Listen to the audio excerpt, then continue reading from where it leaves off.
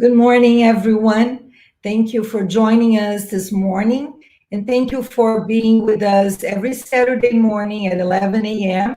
in the series of talks that are promoted by the United States Spiritist Federation. I'm Tanya Schwartz, and I'm here today to present our special guest, João Korngold, that will be talking to us about free will. Hi, João. Hi. And before we listen to this talk, we're going to start with our initial prayer, as usual, to prepare the ambience for us and to be ready to listen to João. So we close our eyes in order to concentrate, elevate our thoughts, asking our spiritual friends for the inspiration, to also thank them for this morning, for this opportunity of being here together, and ask for their help in order to open our minds, our hearts, our thoughts, to really understand the lessons and apply in our lives to help us in our inner transformation. Thank you. Please be with us, and so be it. So, João, before you can bring your lessons to us, I'm going to introduce you formally. João Korngold is one of the founders and directors of the Spiritist Group of New York and the Spiritist Alliance for Books. He began studying Spiritism more than 25 years ago and has been one of the directors of the mediumship meeting at SGNY for the past 18 years. He's also responsible for study groups that focus on the basic books of Spiritism and on the André Luiz collection. He gives talks on Spiritism in Portuguese and in English. João Korngold is an engineer and works as a banker. So welcome, João, and nice having you here today to bring these words to us. Thank you, Tanya. Thank you all. Thank you, the United States Spiritist Federation, for the invitation. I also want to extend my thank you to Daniel Santos that have been with me in the background of this series since the beginning. We've been doing this for probably some 40, 45 weeks now. And we are always in the background. And so I thank Daniel also to be together in this work with us. When I decided to talk about free will, I was thinking of covering a subject that is very difficult to discuss and very controversial there outside Spiritism. And in Spiritism, it's not controversial, but brings a lot of questions and a lot of doubts. We want to start with Einstein. Why with Einstein? Because Albert Einstein is the most well-known scientist of our times. Albert Einstein, in a letter to Max Braun, said that God does not play dice with the universe. What did he mean by that? Well, first, we have to understand that contrary to what many scientists say and would like to believe, Einstein believed in God and gave a great importance to God in his works. It's from Einstein, the famous phrase that religious without science is blind, science without religion is lame. And that's an article he wrote, Science and Religion. So when he wrote about this phrase in this letter, God does not play dice with the universe, he wrote this letter to one of the fathers of quantum physics, quantum mechanics in the 1920s. And for those that know better quantum physics and quantum mechanics, and I don't, there is a high degree of uncertainty in quantum physics. And Einstein questioned it in the sense that he thought that God could not allow things to be uncertain, that everything, that the creation was perfect, so the creation had to be, in a sense, deterministic. Now, we know that according to Spiritism, and we are going to see that, free will is an important part of what the spirit, the evolving spirit, utilizes on our evolution. Without it, it will be very difficult to understand a lot of things in our evolutionary path. So when we talk about free will, let's go to a famous phrase from Mark Twain. Mark Twain said, "I have a higher and grander standard of principle than George Washington. He could lie. I can, but I won't." What did he mean by that? It's very interesting, this passage by George Washington. When he was 6 years old, he received an axe as a present, and he went there and cut a tree, a cherry blossom tree, from his father. And then his father was angry at him and asked him if it was him that cut the tree, and he said, "I cannot lie, it was me." And his father was very proud of him and said, "I prefer that you do not lie, then and I forgive you."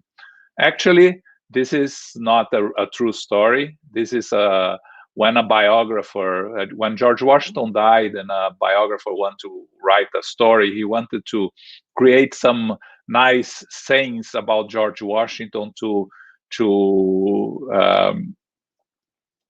make him make him look better than for the public. And it was a huge success in the beginning of the 19th century, this biography of George Washington, but the story is not really true. Anyway, it became famous. It's used until today. But what Mark Twain is saying here is that he has the choice of lying or not lying, and he chooses not to.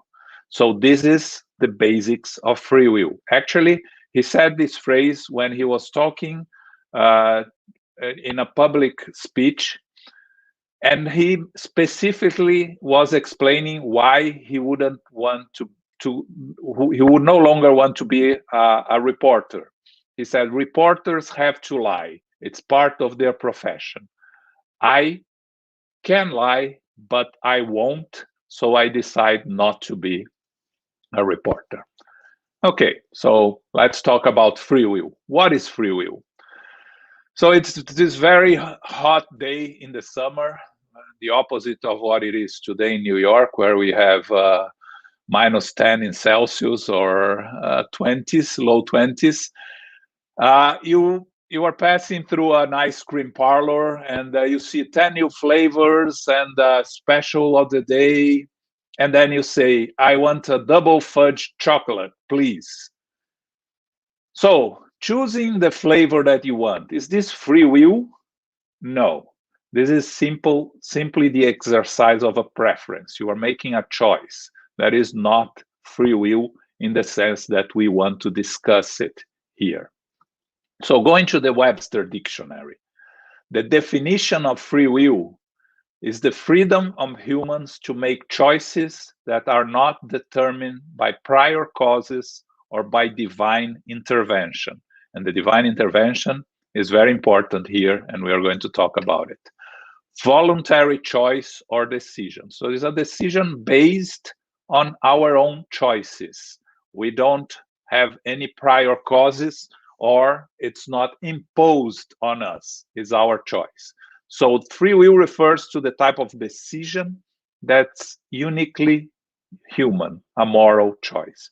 Why uniquely human? Because when we talk about animals, and I know a lot of people are going to say, well, but a dog can choose when they want to eat. They eat when they are hungry. Well, this is not really free will. This is instinct.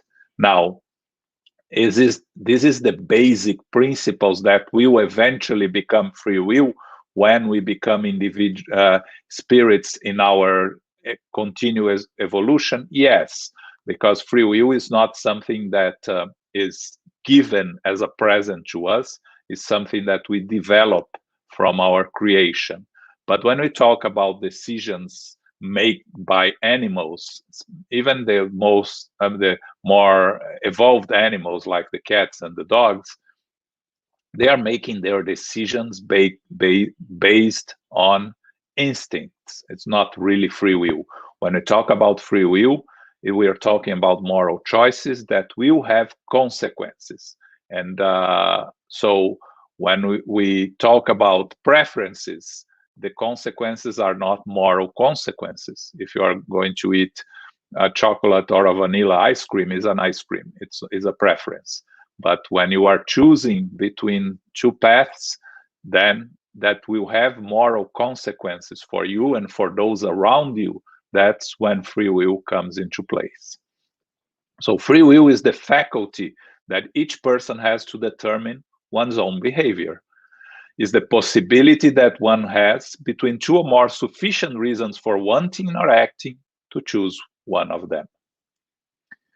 So going to the Spirit's book, and I'm giving you a preview of the new cover of the Spirit's book that the United States Spiritist Federation will start using very shortly. Kardec asks the Spirits on question 843, do humans have free will in their actions? And the answers from the Spirits is clear and direct. Since they have freedom of thought, they also have freedom of action. Without free will, they would be nothing more than machines. So, in Spiritism, according to the teachings of the Spirits, it is clear that we have free will. And one thing that I find it very interesting when I was researching for this talk, do you know that 90% of Americans believe in God? But less than 90% of Americans believe in free will. It's around, according to different research, is around 80 or sometimes less than 80% of Americans believe in free will. So what do they believe? In determinism, that everything is determined, that everything is written, or let's say written in the stars, or predetermined. So determinism goes against what the Spirits tell us. So if you are a Spiritist, you know that we have free will, that without free will, we'll be nothing more than machines. But we have to put God into this equation, and we are going to talk about God and free will a little bit later. But it's not only Spiritism. One of the basics of the Jewish belief, it is free will. Without free will, the Jewish teachings would lose a lot of meanings. The teachings from the prophets. Maimonides talks about free will, the importance of free will in the Jewish belief. And we find this phrase from the Rabbi Noah Weinberg, which is very beautiful. Within these divine sparks lies our potential to shape and change the world. Proper use of free will beautifies and perfects. Misuse of free will plunders and destroys. So free will is an integral part of the human being in almost all religions, of course, with different views on it and different beliefs. But as we see, the majority of us believes and understands free will. But we want to talk about free will more in the sense of Spiritism. And continuing, it is a uniquely human undertaking to learn how to use free will properly. And that's a little bit of what we want to discuss today. So free will and human behavior. I believe in free will is important for human strivings. People cherish their sense of control over the world and their own behavior. So we have these two articles published by Kathleen Voss and Roy Baumeister that they did a very interesting experience on observation on how people react with the idea of having free will or not having free will. So they did a study with a group of people, telling them, presenting them a paper that, in a sense, proved that free will did not exist, and into another group proving that free will exists. And after they read this paper, they were given an experience with an opportunity to cheat on the experience they were doing, meaning they would have a reward in the end of experience, and they had the possibility of cheating. And they found out that amongst those that believe in free will, the number of people cheating was much, much smaller than in the group that did not believe in free will, that believed that everything was predetermined. So free will, what this proves? This proves that free will is an important concept and understanding for human beings, for our evolution, that if we believe in free will, we tend to behave better than our fellow beings that do not believe in free will. It's an interesting study, and you can find it on the internet. So Roy Baumeister and Kathleen Diane Voss, these were studies made by in 2008, 2009, around that. So as we evolve, we have choices. As we progress with our free will, we can make choices and we have responsibility. So the choices that we choose will have consequences. So if we accuse someone and we have a confrontation, the consequences are retaliation and separation. On the other side, if we have understanding and forgiveness, eventually we will achieve reconciliation, restoration, and patience. So these are choices we make based on our free will, and that will create consequences for us. So the most important psychologist that we have nowadays for Spiritists is, of course, Joanna de Angelis. In the book, The Integral Human Being, she talks about our choices and our free will. And I think it's important to bring what she says because it adds to our understanding of our choices, of our understanding of our free will. She says, the most significant moment of the human evolutionary process happened when human beings acquired conscience, which enabled them to distinguish between good and evil, truth from pretense, right from wrong, therefore allowing them to continue in their ascending march towards the plenitude of the angelic state. So he's telling us that when we acquired conscience and we acquired or started to develop free will, we started to distinguish between good and evil. And by choosing between good and evil, we created consequences from us. She continues, we speak of freedom of being and acting, of having one's values respected, as well as having options towards discernment and implementation of those same values, always under the aegis of ethical and social codes. Again, the importance of freedom of being and acting, this is the basis of free will.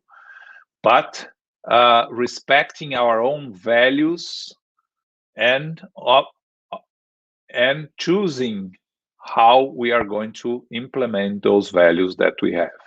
She continues, society, which speaks for the successful members, establishes that freedom is the right each one has of doing what one desires, without realizing that such emancipation of will precludes the rights of others and eventually foments the individual clashes of those who feel constrained, erupting into violence within groups and classes whose rights are dilapidated. So this is the basics of what we see in society nowadays. By choosing, making our own choices, by using our free will, without respecting those around us, without respecting society, we create consequences.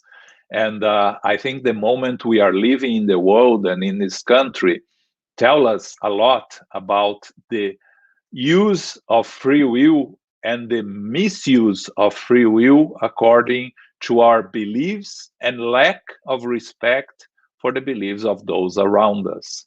So we are having these clashes of those who feel constrained, and we are having violence. That is a consequence of utilizing our free will without taking into consideration society as a whole and the free will and rights of others. So freedom is a right that is consolidated to the direct extent that human beings exercise self-discovery and become self-aware, whereupon they are capable of identify their own values, which they must employ in an edifying manner, respecting nature and everything that exists in it. So when we are making our choices, freedom is our right that we have, but we have to understand the environment, we have to respect those around us, nature, and all individuals. So this is from the book The Integral Human Being by Joana de Angelis through the psychography of Divaldo Pereira Franco. So going back to the Spirit's book and to Allan Kardec, and that's where Spiritism brings something that the more you study the concepts and discussions of free will outside Spiritism, you see what's lacking in that discussions, which is the concept of us being eternal beings, us living eternally. So what is happening nowadays to us in this existence is, of course, a consequence of choices and that we made in our previous existences and in our life in the spiritual world. So in question 258 of the Spirit's book, Kardec asks the spirits, when they are in an errant state and before they assume a new physical existence, do spirits see what will happen in that new existence? And the spirits answer, they choose the type of trials that they will experience, and free will exists in this freedom of choice. So we see actually a lot of spirits that when we have our mediumship meetings, spirits, rebel spirits that come, and we are trying to dialogue with them. We have conversations and discussions and trying to calm themselves. Sometimes they come and they are restricted in their freedom to speak and to move because that's the way they need to be in order for us to have a constructive conversation. And one of their favorite phrases is, "Where is my free will? You are restricting my free will. You talk about free will, but you are not allowing me to have free will here."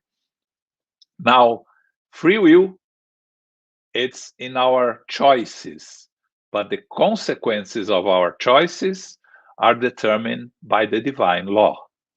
So in our existence, as the spirits say here, we choose the type of trials that we will experience, and there is our free will, this freedom of choice. But once the choice is made, these choices will create consequences, and these consequences, we cannot avoid them. So there is always free will, but there is always consequences. So when we talk about reincarnation and free will, and that's where Spiritism really makes a difference compared to the other discussions around free will outside Spiritism. Free will is exercised at the hour of the incarnation. When we choose a family, we choose the environment, the Spirit knows in advance what waits for it. So the Spirit understands the necessity of these trials, the consequences where we have to be incarnated, the family that we have to face in order to develop our qualities, eliminate its imperfections, and to disintegrate its prejudices and vices. So we make these choices if we can, and that something is very important here, that when we talk about compulsory reincarnations, the spirit does not have the conditions to participate in its reincarnation planning. And a lot of people ask in discussions that we have, well, how much the spirit participates or does not participate in the reincarnation planning? Well, for you to participate in your reincarnation planning, first you have to believe in reincarnation, right? Because there is a lot of spirits that go back to the spiritual world and stay there without understanding or accepting reincarnation. So of course, if they don't understand or accept, they cannot be part of their reincarnation planning. And spirits who refuse to reincarnate for some time they are going to be allowed to refuse to reincarnate. Yes, for a certain time, again, free will, but reincarnation is compulsory. Reincarnation is part of divine law, so we will have to reincarnate. And so our protecting spirits, our guardian angel, and our familiar spirits will make the choices for us, like we make choices for children, young children that cannot make their own choices. You don't ask a 5-year-old, a 6-year-old, if they want to go to school or not. And if they say no, we don't take them to school. We make them go to school because they don't have the maturity to understand the need to learn and to go to school. The same thing with us as non-evolved spirits in need of a new reincarnation. The choices are made for us, but all these choices are consequences of our own previous actions. So when we talk about determinism and fatalism, Kardec also asks the spirits, does fatalism control the events of life in the sense commonly attached to this world, in every event of our lives predestined?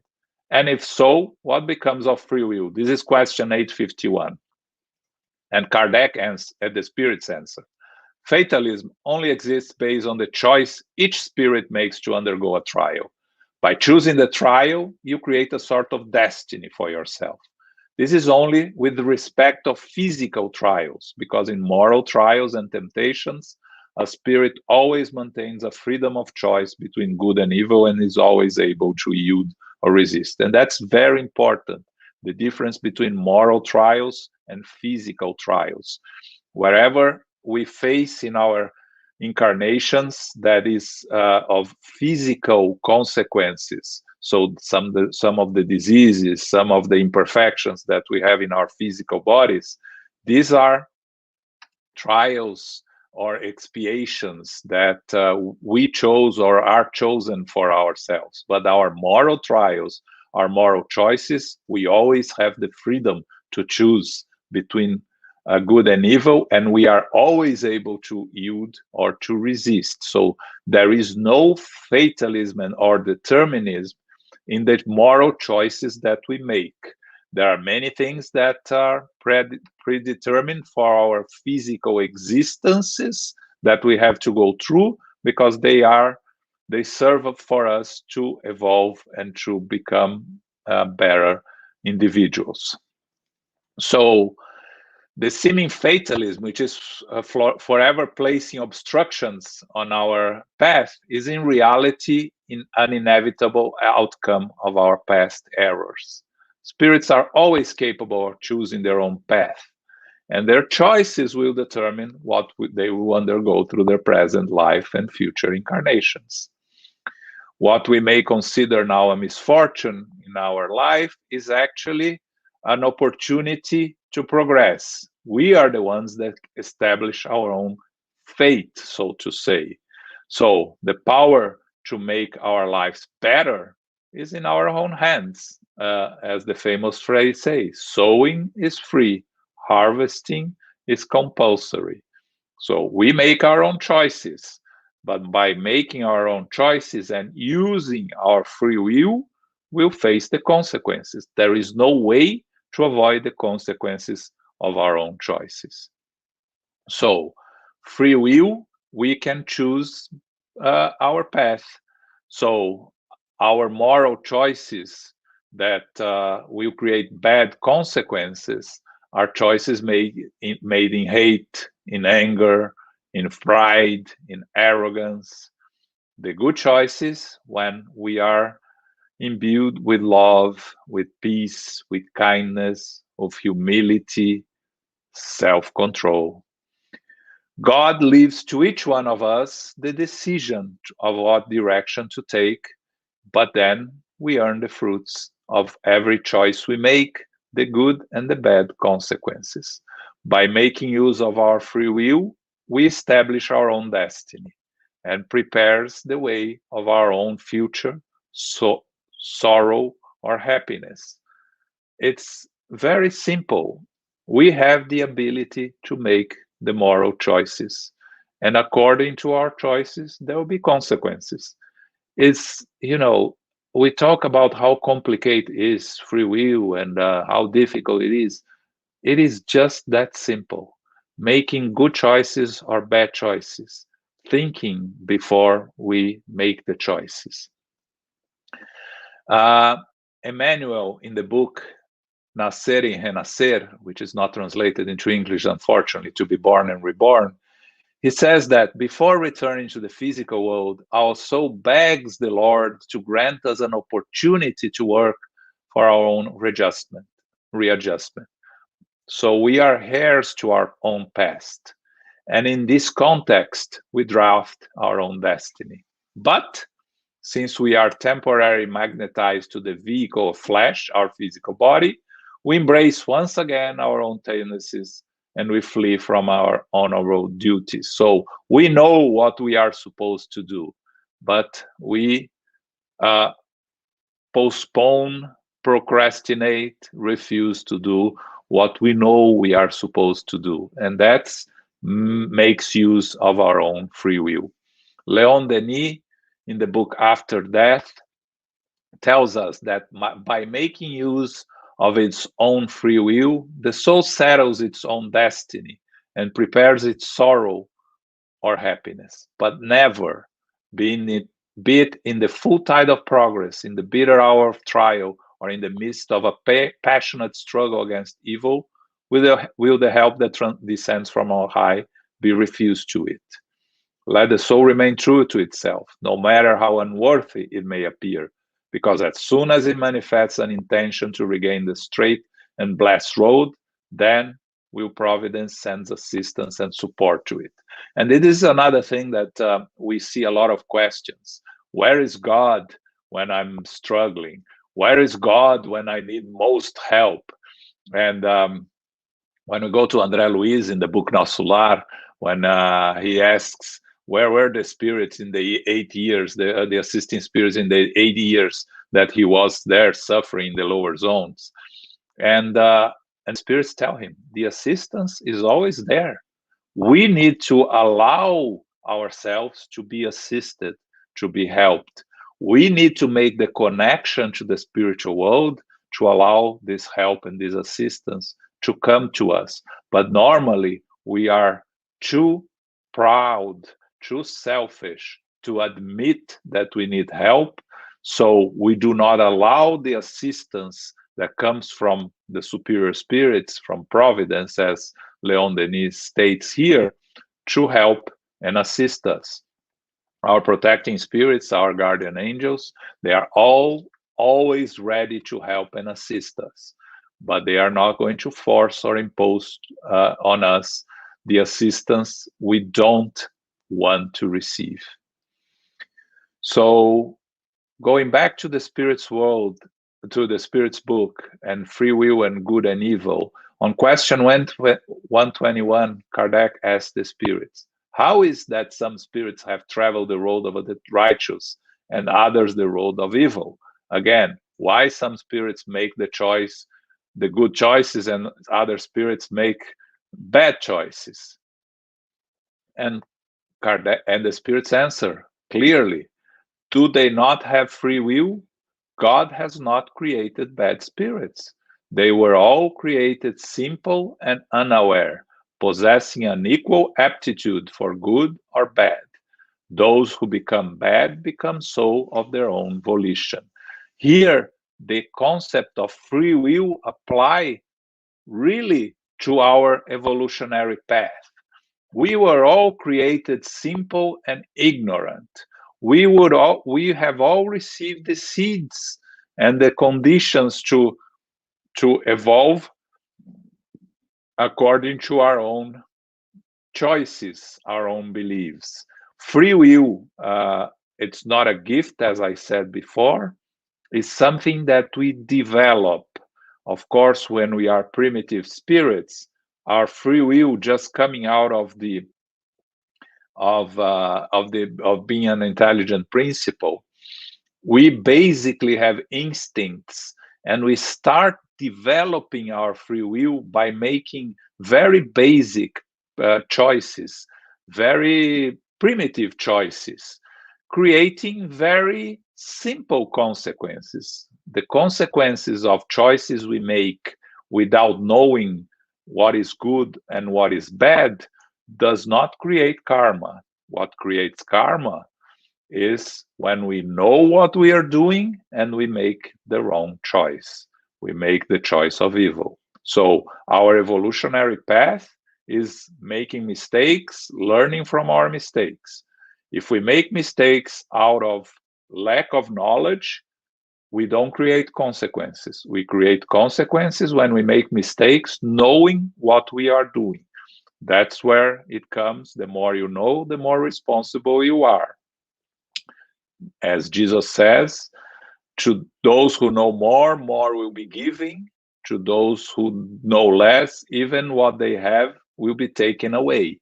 What Jesus meant was, the more you know, the more responsible you are. The more responsible you are, and the more you make good choices, the more you will receive help and assistance from the spiritual world, and the more you will be able to progress.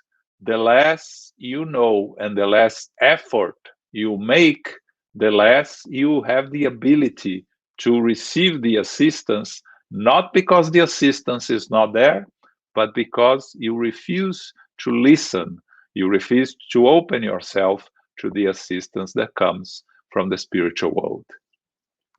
So that's very important also, that that Spiritism brings to us, that is different from what you see out there. Good and evil are not genetically predetermined. It's the exercise of our own choices. It is not in the physical body, good and evil. It's in the spirit. The spirit is not the physical body. The physical body belongs to the spirit. So that's where we have those phrases. You see the gentle giants, that big people that are very big, very strong, but they're very gentle, very kind. And sometimes you have people that are very small and weak, but very aggressive and angry, and very difficult to deal with, because it's all in the spirit. It's not the physical body. So how can we exercise free will and use free will to improve ourselves? Let us talk about some levels of how we can use free will to improve, to evolve. Level 1, self-awareness. Become aware of the choices you are making. Think. Life is a constant stream of decisions. Once you become sensitive to the fact that you are constantly making choices, you can then monitor them. That's using your free will actively, not passively. Do not use your free will as a reaction to the external world. Use your free will as a conscious action of knowing what you are doing and knowing what consequences it will bring to you. So that's the self-awareness. Be your own person, and that's very important to what we are facing nowadays. Don't accept society's beliefs as your own unless you thought them through and agree with them. Live for yourself, not for society. Check your assumptions and make sure that are really yours and not someone else's. So make choices based on what you believe is truth, based on what you think it's the right path, not because society is imposing or your own group is what they tell you it's right or wrong.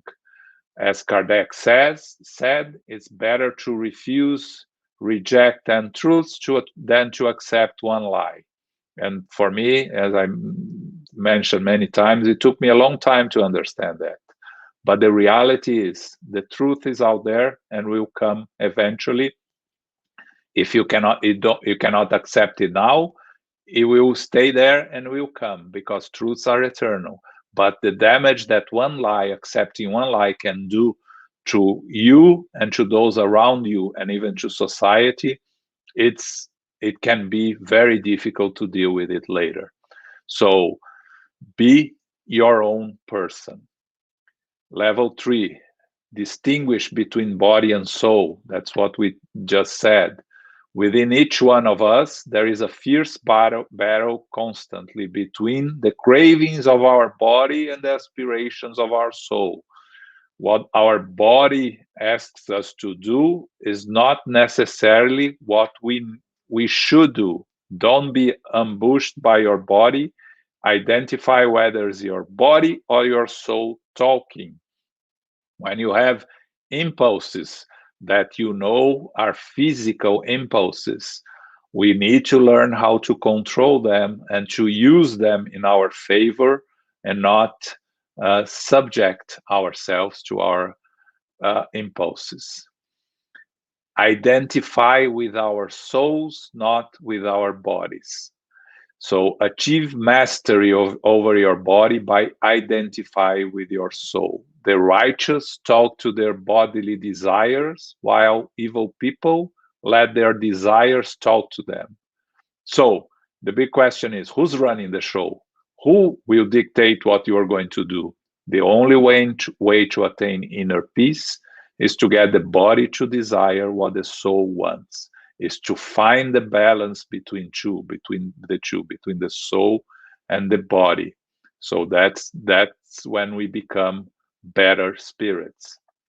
And finally, make your will God's will. The highest stage of free will is not when you ask yourself, what does my soul want? It's when you ask yourself, what does God want? When that is your prime interest, you have achieved the highest form of living. You are using your free will to merge with the most meaningful and powerful force of the universe, the transcendental. When Paul says that I'm here to do God's will, not my will, what I want is not important, what God wants is what's important. This is when you achieve a true connection with the divinity, and you act in the name of the divinity, and your actions are for the benefit of those around you and the benefit of humankind as a whole. Going back to the integral human being, Joanna de Angelis tells us, in examining the noble problem of freedom, Jesus summarized the means through which to obtain it. That is, the pursuit of truth, the only option that can transform human beings in truly free individuals. We have to incessantly look for truth, using our reason. Spiritism tells us, true faith is the one that can use reason on a daily basis. We have to reason. We have to search for the truth, but we are only going to achieve it when we connect with the divinity. And then Joanna continues, free is the spirit that controls and conquers itself, moving everywhere with wisdom, idealism, and kindness, as it overcomes all the pressing and niggardly injunctions.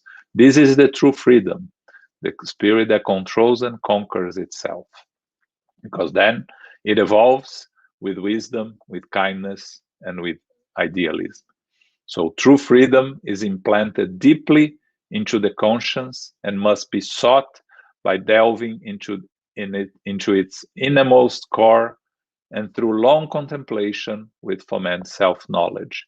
Only with self-knowledge, only with the fully understanding of who we are, of our actions, is when we are going to achieve the true inner self that is an evolved spirit that is fully using its free will on its most evolved idea to learn and to progress. Despite of the difficulties you may face, you intimately are free to improve or worsen your own situation. You are the artisan of your own life. And I think this picture shows us we are building our road. And what we are living in the past is what it builds for the future. What we are going to achieve is what we are constructing for ourselves, based on our choices and our options. We finish with Voltaire, which is, I think it's very important nowadays when we face so many challenges, we face so many differences of opinions. Voltaire said this famous phrase, which is actually questioned. Some people say that he didn't really say that, but it's there is a lot of information that says that it really comes from us, and it's a beautiful phrase. I disapprove of what you say, but I will defend to the death your right to say it. This is true freedom, to respect others, to respect the opinions of others, but to make our own choices based on our own opinions, based on our own beliefs, and thinking of those around us, thinking of society around us, to the benefit of all those around us. That's the fundamental choice that we have with our free will. So you ever wonder if God had any second thoughts when he gave free will to us? This is how I would like to finish our conversation here today. Okay, I thank you for this opportunity, and I believe that we may have some questions there, right, Tanya? Yeah, I love that. Yeah, that's true. Free will seems to be a great thing, but with responsibility. And we see a lot of people not understand what freedom is, right? Including ourselves, of course, always including. It's important to really understand what we're doing and make the right choices. And sometimes it's so hard to make the choice that is according to God's laws, right? Sometimes we feel like, yeah, I'd like to do this or that, and I shouldn't, and then we have the decision to make. So that's the key point, right? Where what we really want and what we should choose, those sometimes are not the same, right? So thank you so much, João. It was just kept me thinking about all this. It's a good food for thought. Yes. Let's go to the questions now. Kirsten is asking us, I've always had the issue of the chicken or the egg. I mean, we have free will, but then there's God's plans for us, and we will endure and experience what we need to. So it always makes me wonder, how much control do we really have? Yes, thanks, Kirsten. Yes, it's a good question. It's a question we always have, right? How we balance God's natural law, which was created, and it's perfect, so we cannot go against it. We cannot infringe God's law because it's perfect, and the opportunity of free will. Well, we go back to our creation as being simple and ignorant, and achieving this free will, developing this free will. The free will is for us to evolve and making our choices. But where God comes into it is when this free will goes against God's law. So that's when we create consequences for our actions. So we have free will in the choices we make, but we don't have free will on the consequences because the consequences are God's law. So the consequences are based on the choices we make.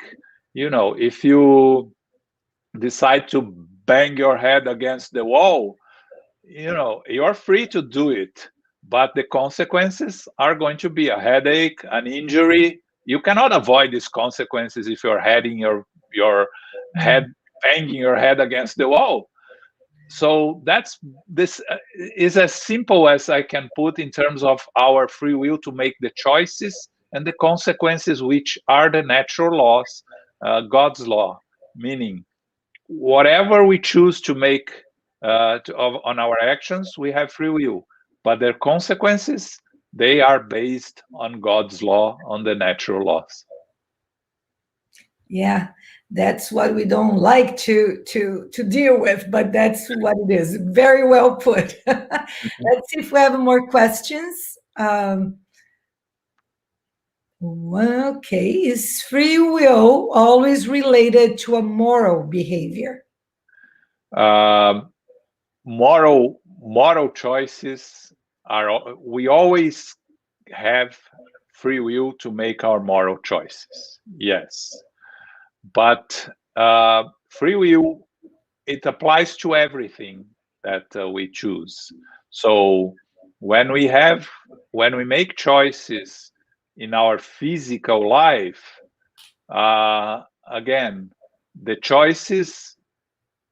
moral choices are in our free will.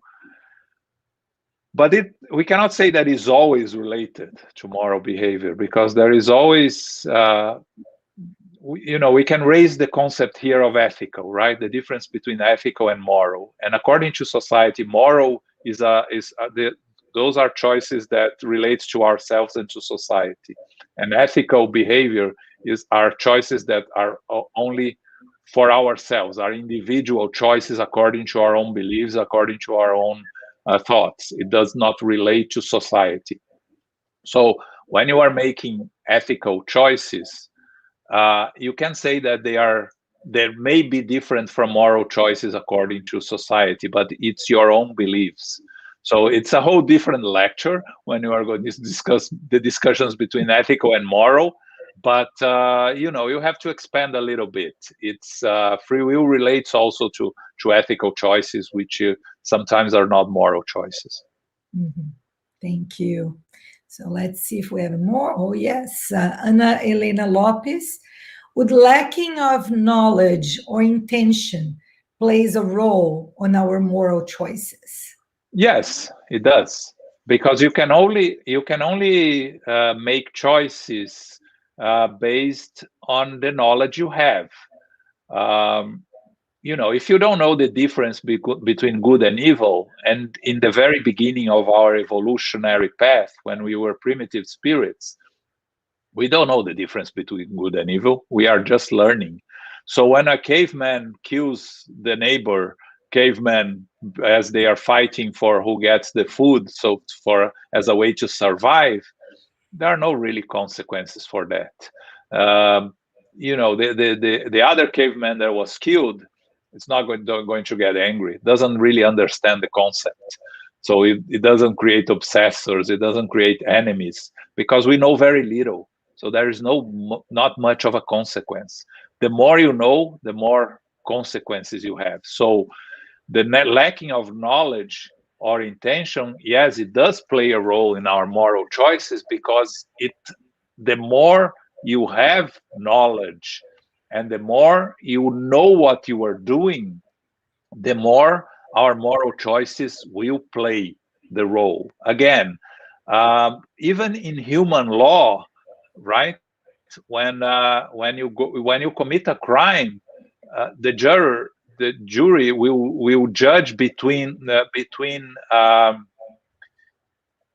if it was an impulsive act or if it was a choice. And if you make the choice knowing what you are doing, the punishment, the time in prison, let's say, is bigger than a choice made out of an impulse. So if even moral human laws take into the consideration the knowledge and understanding of what you are doing, of course, the divine laws who are perfect, we there is a much bigger role in knowledge and intention when we are making our moral choices.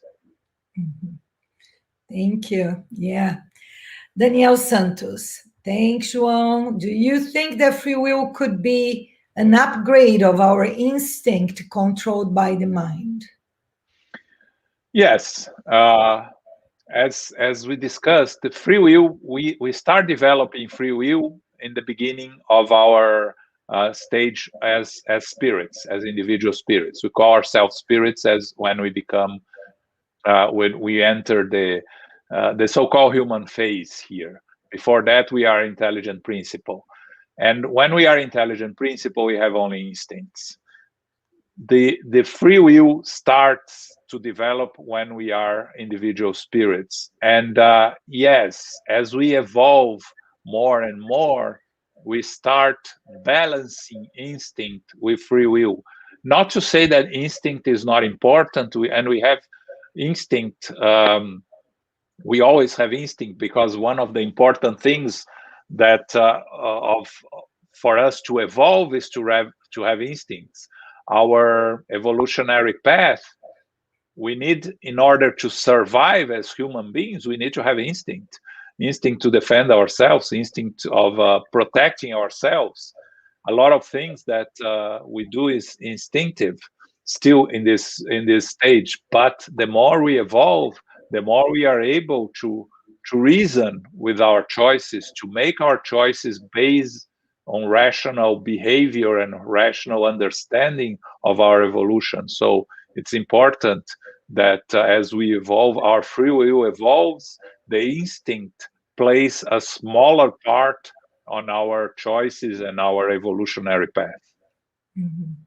Yeah, I like to think, João, about when we have our little kids and we're going to cross the street, right? We don't let them choose; we hold their hands, and then as they grow up, right, then we start trusting them to make those choices and cross the street by themselves with us holding their hands. So it feels a little bit like free will to us as we're the beginning of our evolution up to now, kind of grows with our knowledge and responsibility. Knowing more, you are able to make, or supposed to be able to make better choices, the right choices, right? So Yeah, kind of, yeah, I think children is a very good example of how to use free will, and the difference between using free will as us as evolutionary spirits. Because at some stage of our spiritual evolution, we're really children.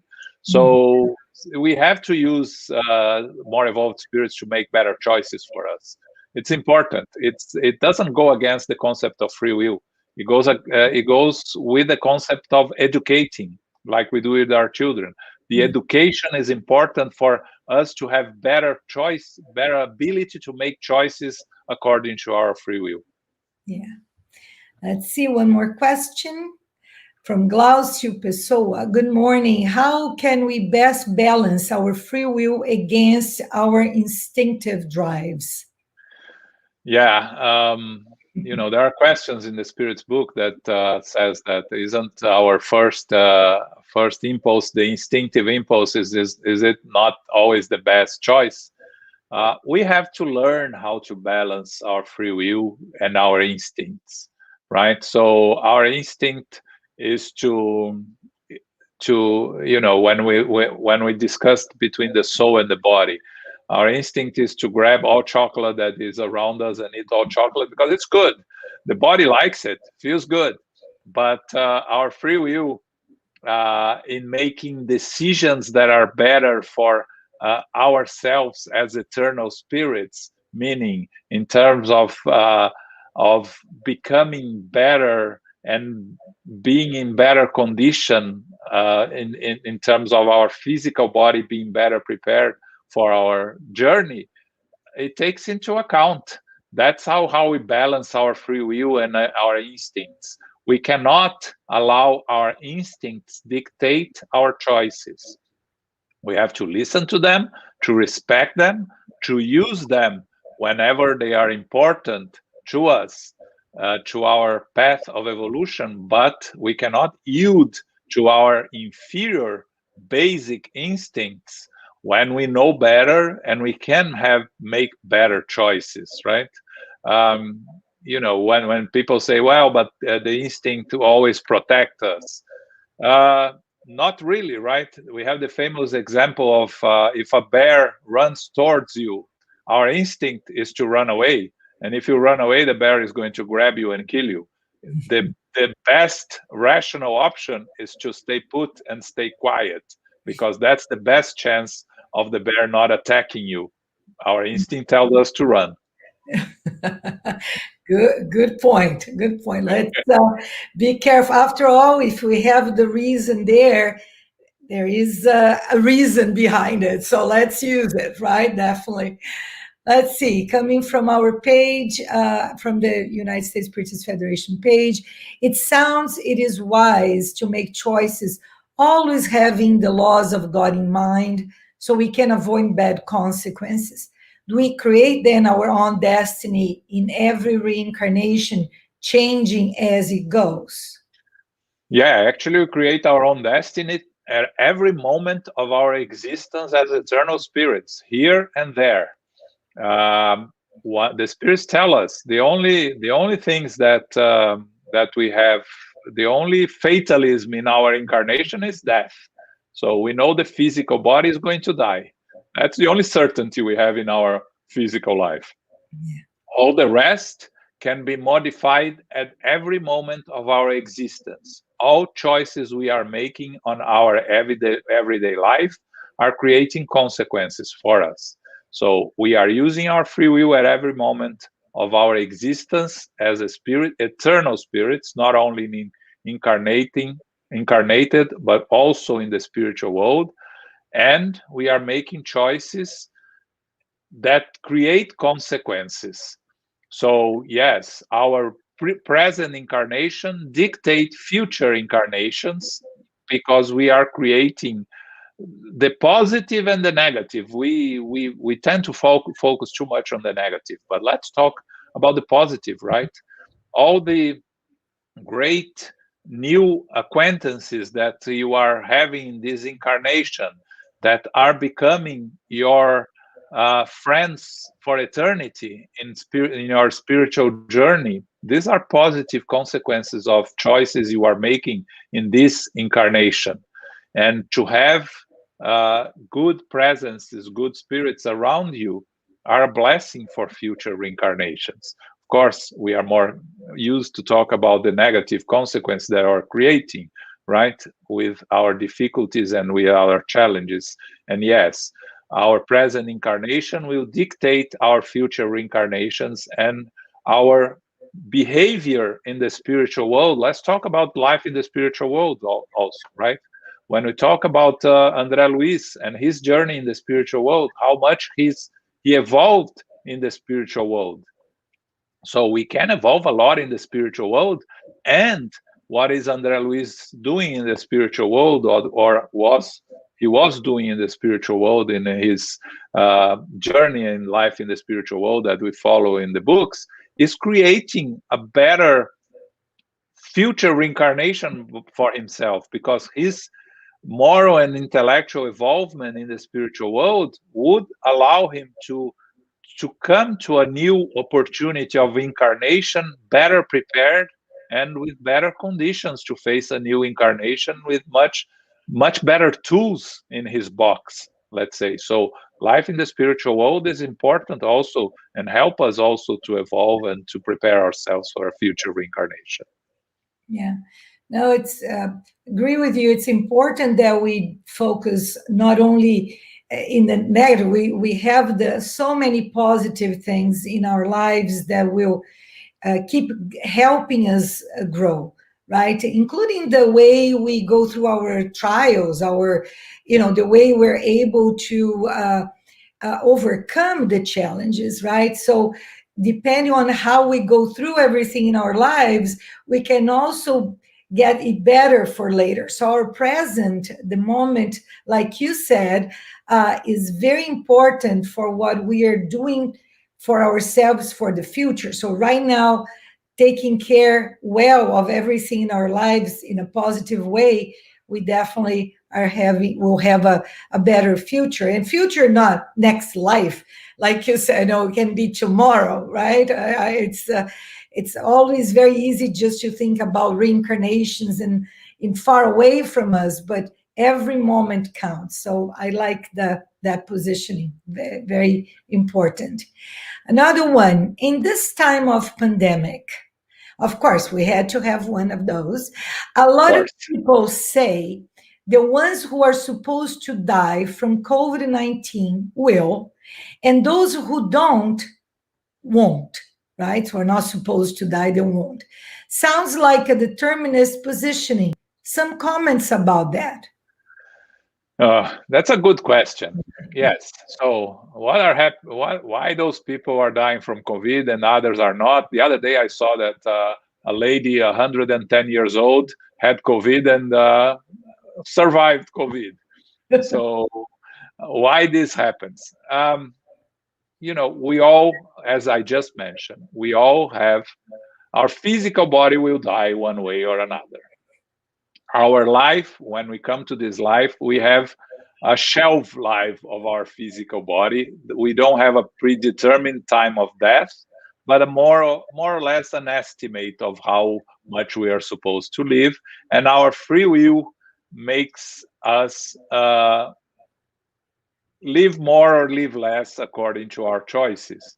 So, you smoke your whole life, you smoke heavily, you die of lung cancer 20 years before you were supposed to die. It's your own free will, it's your own choice, you are creating consequences. So people that are dying of COVID, COVID was just an instrument for something that were supposed to happen to them. They had to die of a disease. It's not specific that they had to die for COVID.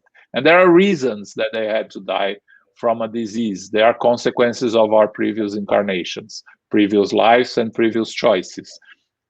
So COVID is, like a natural catastrophe, a tsunami. All those 300,000 people that died in the tsunami, were they supposed to die of the tsunami? Is this determinism?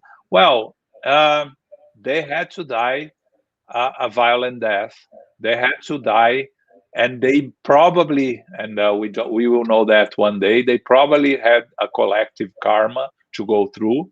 So many of those that are dying from COVID, they are probably part also of a collective karma that they have to go through. What it is, how can we judge? We cannot judge something while we are in the middle of it. We cannot evaluate the damage when we are in the middle of the hurricane.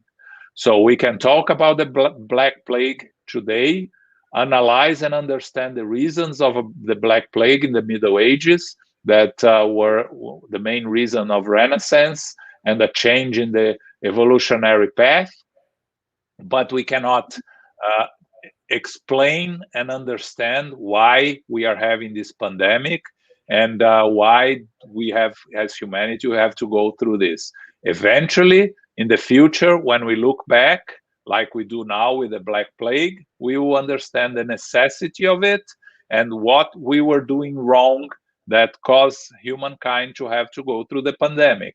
Divaldo has a new book about it that I heard that it soon will be in English, No Rumo do Mundo de Regeneração, that some passages are already translated, and explains a little bit about the pandemic from the spiritual side. It's a very interesting book and very interesting discussion.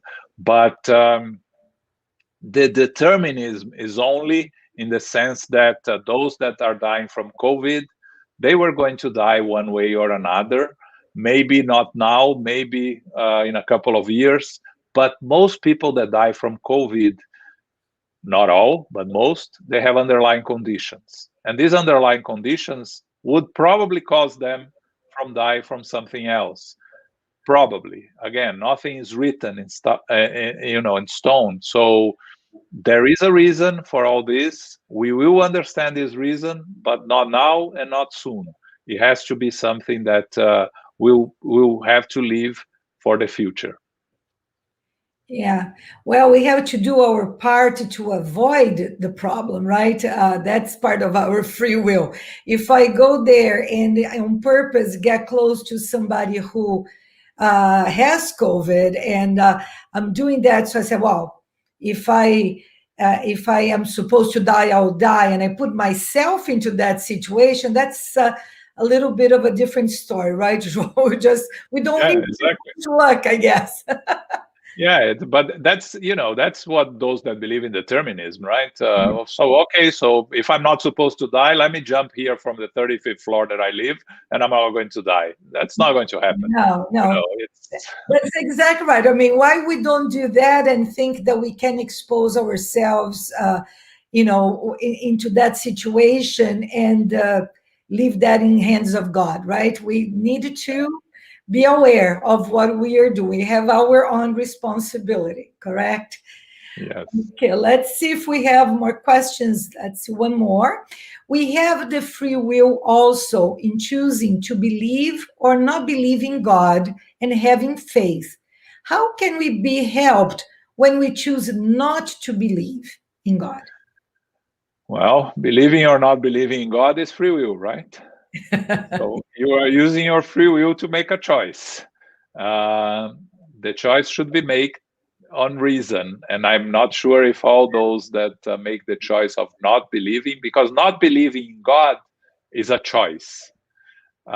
Believing in God is nature, second nature to all of us. If you look deep and try to understand, we all have the instinct belief in the Creator, because the Creator is inside all of us, and we are part of the creation. So to not believe in God is a reason choice, a choice based on reason and on free will. Now, the fact that you choose not to believe in God does not prevent God from existing, and does not prevent from the spiritual world to exist and to provide you assistance, as long as you're making good choices and open yourself to receive the assistance. And the opening yourself to receive assistance doesn't even have to be a conscious opening yourself. It just means whenever you're acting to the benefit of others, consciously or unconsciously, you are opening yourself to the assistance of the evolved spirits. Choices we make based on our free will, even if we negate the existence of God and negate the spiritual world in itself, does not prevent us from being helped by God and by the spiritual world, if we are making the good choices, we are making the right choices. And I even admire more people that live according to good moral standards and still do not believe in God, and still do not believe in us as eternal spirits, because when you believe that there is nothing out there and there is only this life, it's much easier for you to make a lot of mistakes. For those that are making good choices and not believing anything, they have to be, they are evolved spirits. They just need something, a click to believe in God, and it won't be long. Yeah, God is there. He just doesn't admit it, right? I mean, they're not seeing it yet. That's right. That's right. But it's a mercy of God is so special, right? When you think all the help, all the opportunities, and everything, despite our pride and some of us not really trying to connect, they're still there, waiting patiently and doing whatever they can to help us. It's unbelievable, right? What is there for us? I think we have time for one more question. And before we close, let's see. Knowing more gives us the power of good decisions, making good decisions. Is it why in Spiritism we are motivated to study God's laws and about spirituality in general? Well, Spiritism asks us, gives us the tools to evolve morally and intellectually. To make better decisions using reason, you need to know. Without knowing, you are not going to be able to make good decisions. And there are two steps to educate ourselves. And Alicia spoke about it last week, right? This beautiful lecture that she gave. Learn the difference between learning and educating. Spiritism teaches us the first part, it's learning, right? We learn from the spirits. Now, the second stage is to educate ourselves, is when it becomes part of who we are. And when it becomes part of who we are, is when we become better spirits. So the important thing that Spiritism gives us is the tools to become better spirits. It's not to believe in anything, is not imposing anything on us. Spiritism does not impose anything, does not force us to believe in anything.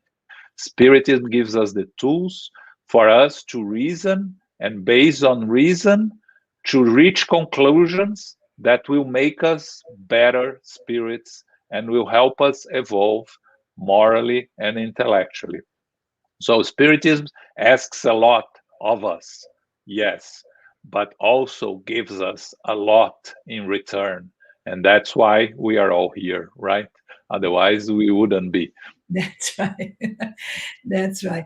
And for that matter, now we can invite everybody to go take a look at the bookstores from the New York, and also from the Federation, from Fed Publisher, and there are so many publishers that will have books in English that can, in Spiritism, that we can go and learn, study together, plus all the talks and all the study groups and the centers.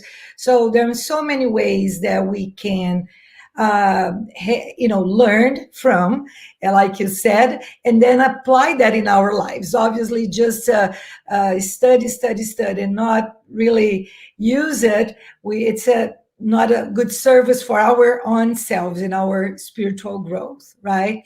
So we have the tools. Let's use them always. And thank you so much, João, for this talk and all the reminders and all these lessons that we will take and hopefully use for our own benefits and the benefit of the world, because each one of us getting better spirit, better planet, and fewer problems, fewer trials to go through. So let's take care of the world ourselves, right?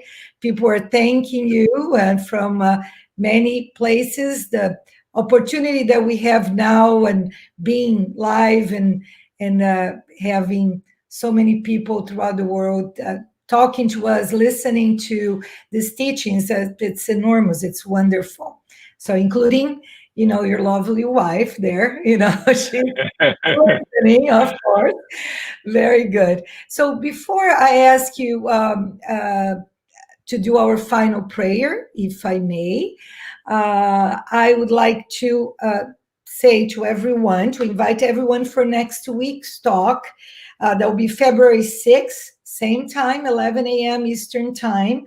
We'll have Angie Stewart from Florida talking about our differences make us stronger. So we invite everyone to keep joining us in the series of talks, always bringing a lot of lessons. And now I'm going to ask you, João, would you close for us with a final prayer? Yes, thank you. Thank you. And we keep our thoughts elevated. We thank the spiritual benefactors for this wonderful opportunity of being together today, from learning the teachings of our spiritual benefactors, the teachings of our Master Jesus. We ask them to help us to be able to put in practice on our daily lives everything we have learned. We ask them to continue guiding and inspiring us, that they may continue assisting the Spiritist movement in the world, especially in this country, the United States Spiritist Federation. We ask for a special blessing and protection for all those affected by this pandemic, for all those struggling with the loss of loved ones, with difficulties in their financial situation, in their mental situation, that they may all find faith, understanding, resignation, and acceptance to overcome this challenge. We thank our Master Jesus for once again serving as a model, for illuminating our path, for giving us the opportunity of learning, of progressing. We ask for the protection throughout the week, that we can all continue to work, vibrate together, and that we can all be back here next week for another lesson, another learning, another talk. So be it. So be it. Thank you.